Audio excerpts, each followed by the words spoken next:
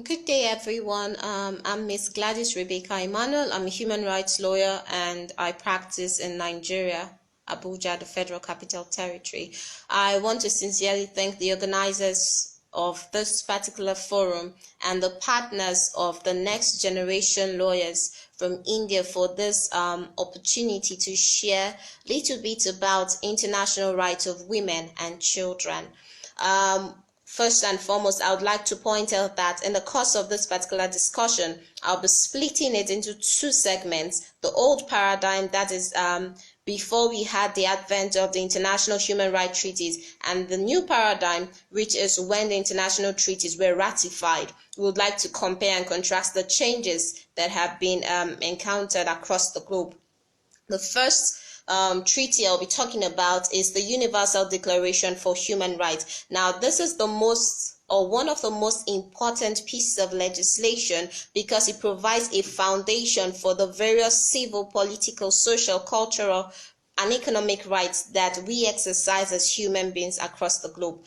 First and foremost, I would like to point out that children, just as women and men, are all human beings under the law, and as such are entitled to various rights, and they are equal. In other words, any form of discrimination against them is frowned at by the law.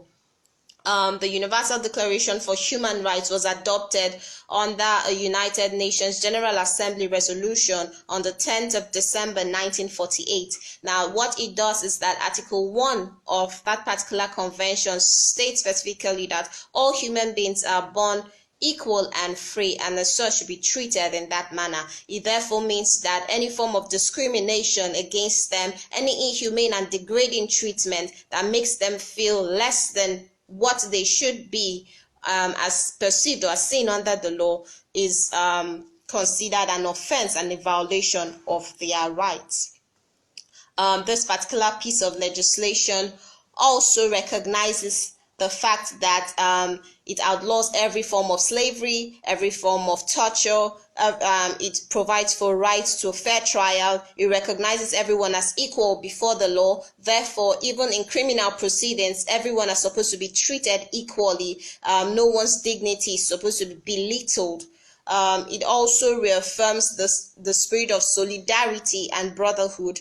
It also provides for freedom of movement, right to nationality, right to own properties, which is one of the most controversial issues right now in the world today, because under some cultures or traditions or practices, women are deemed as chattels for themselves to be inherited upon the demise of their husband.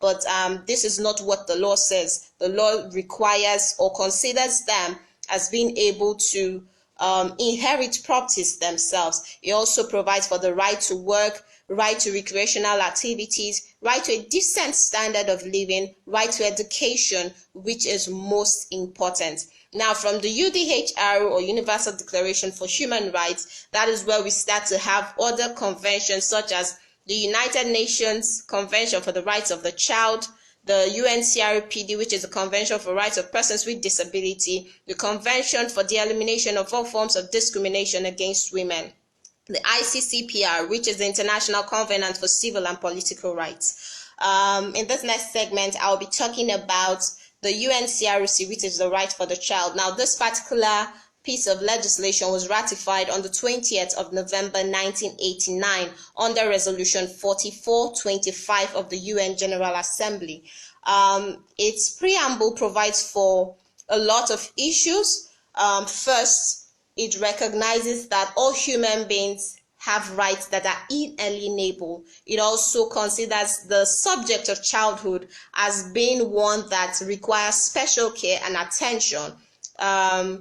It also recognizes the family as being an environment that should be characterized by peace, happiness, love, and understanding. It recognizes childhood as a process whereby a particular person is being prepared to live an individual life that should be characterized by dignity, solidarity, freedom, equality, and peace. It recognizes the various individual cultures we have. It's often said that people cannot be separated from their culture. However, the law frowns at any culture that tends to violate the rights of persons. It also considers the immature nature of children and as such tags them vulnerable and people that should be protected at all fronts. Now, Article 1 of this particular legislation sees a child as anyone who is below the age of 18, although in some jurisdictions they see children as anyone who is from 15 years above, but this is what the law says, and most countries go in line with this. Like from Nigeria, where I come from, our constitution specifically says that the age of maturity is 18 years, although there are diverse views when it comes to issues of contractual agreements, when it comes to issues of marriages and what have you. Article 2 calls on state to protect children from all forms of discrimination, from all forms of punishment and harmful beliefs. Article 3, which is deemed one of the most important, talks about best interest. Now, we've seen best interest show itself in the solution of marriage proceedings. We've seen it show itself in issues of assessing mental capacity. We've seen it show itself in all fronts when it comes to the lives of children. Now, in some proceedings, when it comes to the solution of marriages, if the child is able to express their views, what the judge does is that they call the child and require of them how they have felt or how they have felt with staying with their dad or with staying with their mom, and at this point the court is able to draw a valid conclusion as to who custody should go to. Article 5 talks about respecting the responsibility of parents. Now, this is very interesting because, one, the law takes into consideration that by being the biological parent of a particular child, they are expected to practice certain forms of rights. They're expected to care for the child. They're expected to punish the child when he or she errs. However, this should be done with caution. That's why when we're seeing cases of murder, it's not just the parents who handle the proceedings. Now the state steps in. That is to say that this particular person is actually one that belongs to the state. This is not just anyone who the parents could do things at their own whims and caprices and get away with it. Then we also see that the law respects the evolving capacity of the child. Now, in an event where a child is able to express themselves, the law takes into cognizance that their expression should be heard in particular proceedings. Now, this particular article, which is Article 5, is also some form of caution to legislative authorities and administrative agencies. Then we have Article 6, where the state recognizes that a child has a right to life. It also recognizes that they possess the right to registration after birth, the right to acquire nationality, the right to be cared for by their parents. The state also confers and preserves the identity of a child. It also frowns at separation of children from their parents. The state also recognizes issues of unification with parents. For instance, a child stays in Australia and their parents stay in the United Kingdom, and a child is applying to go see their parents. The state enjoys, the United Nations enjoys state authorities to facilitate that process, to help the unification of children with their parents, especially when it comes to issues of refugee or issues of seeking asylum. We also have children being capable of expressing their opinion, like I said earlier. Then the right to receive information should be done with some form of caution. Now, not just any form of material should be made accessible to the child. There should be some form of restraint. It also respects a child's freedom of expression and freedom of thought. It expresses a child's freedom of association, their right to privacy. Yes, in as much as they're children, there shouldn't be any form of unlawful interference when it comes to their everyday life. Article 7, which is what we've never seen before, is one that is channeled towards the media.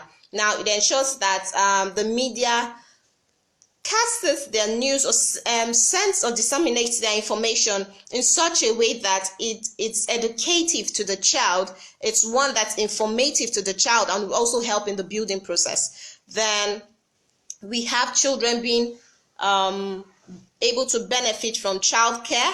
We have protection from violence, from neglect, from injury.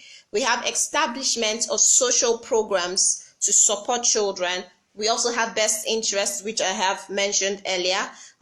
They should be able to receive assistance in immigration processes.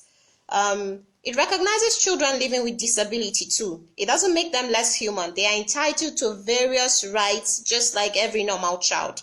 It also recognizes children in care homes. In some parts of Africa, we might not have this, but in Europe, this is very common. Now, when children stay in care homes, they are not just abandoned there. The United Nations Convention places an obligation on states to ensure that they carry out periodic reviews of their information. Is there any improvement? Have they moved from being just children to becoming adults? Are they able to work? Are they able to go to school freely? Or are they able to move out of the care home because they've acquired certain skills that would make life in life? Now, the law takes into cognizance all of these factors. It also requires the responsibility in education and the right not to be denied association just because they are members of a minority group. Now, the law frowns at that too. It protects children from all forms of economic exploitation, from the use of illicit drugs. It protects them from sexual exploitation, sexual abuse. It is to actually undertake or domesticate laws or make laws that would safeguard the lives of children, especially from trafficking, protect them from prejudicial exploitation such as child pornography, sexual abuses, and sexual activities. Now, it also says that no child should be subjected to torture, inhumane, or degrading treatment. Another interesting thing which we see in most war-torn zones is that children are being conscripted into the army. Children are being conscripted and placed in the forefront of violence. Now, this the UNCRC frowns at this particular practice, and it really emphasizes this by stating that states are supposed to respect the various provisions embedded in some international humanitarian laws that we have operational in the world today. States should also take adequate for children who are victims of armed conflict or victims of some forms of violence. They're able to recover both psychologically, socially, and physically. Then also, when it comes to criminal proceedings, it doesn't just leave the children at the mercy of the court. It requires that they be treated with some form of dignity, information be passed to them in a way that they're able to comprehend, and if they need legal representation, it should be given to them. The next thing I'll be talking about is the factors that hinder the safeguard of children's rights. One thing that is very prevalent is the practice or the presence of harmful discriminatory practices or norms. Now, this could be child marriage, this could be issues of women are not supposed to have access to education. Law frowns at all of these practices. We also have the lack of resources. Now, most states have complained that the reason they are not able to domesticate or the reason they are not able to live up to their expectations as prescribed, they have sufficient resources. Another thing is states deliberately not wanting to domesticate, maybe because of the existence of certain cultural practices or certain customary practices or patriarchy, as the case may be. We also have the presence of poverty, and we have illiteracy. Now, in my work as a human rights lawyer and a gender equality advocate, one thing I've noticed over time is that most people are oblivious of the laws that are present. They do not even know the privileges or the rights they enjoy under these laws, and you need to tutor them and teach them that they actually have access to justice and this law can actually favor them in certain situations. Now, I'll just be talking briefly about some international organizations that safeguard children's rights. The first one we have is Save the Children. Save the Children provides medical care, education with the purpose of ending hunger, poverty, and illiteracy. We have Free the Child or Free the Children. It's more for poverty alleviation for children and their families. Then we have Humanium Help the Child. This is specifically set up to end all forms of violation of children's rights globally. We have War Child. They get towards providing access to education, opportunity, and justice to children in war-torn states globally. Then finally, we have the most important, which is UNICEF. UNICEF strives towards ensuring children live a happy life by improving their health, education, and offering protection from violence, exploitation, disaster, and its operations are largely guided by the United Nations Convention for the Rights of the Child. I'll stop here for this, and I'll continue in the second segment with the rights of women globally.